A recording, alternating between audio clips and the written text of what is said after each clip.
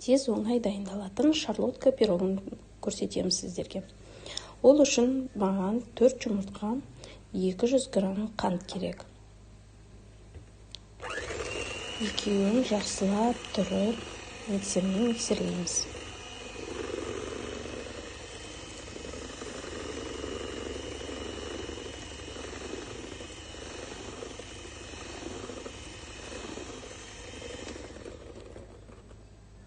Осындай ақ пена болғанша. Сосын 100 грамм сұйық май,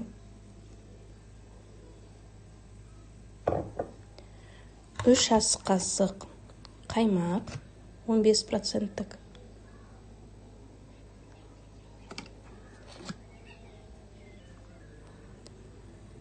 Және де біздегі пирогымыз жұмсақ болу үшін мен майонез қолданамын. 2 ас қасық майонез. Жақсылап тұрып, қасықпен үстіп араластырып аламыз.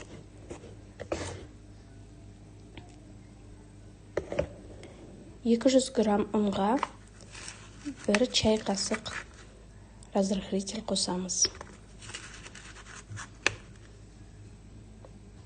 Екеуін жақсылап тұрып араластырамыз.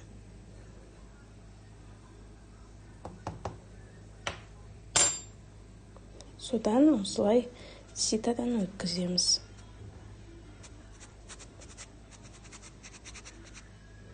Бұнда ең маңыздысы барлық ингредиенттерді қосқаннан кейін миксерлемейміз, үстіп, ақырындап қана араластырып қоямыз.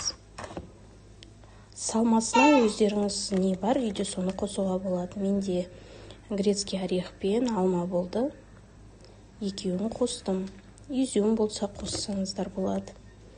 Өздеріңізге ыңғайларыңызға қарай. 180 градуста 25-30 минут пісіреміз.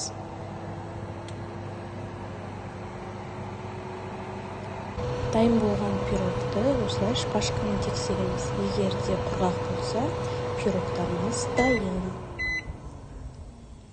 Ас болсын.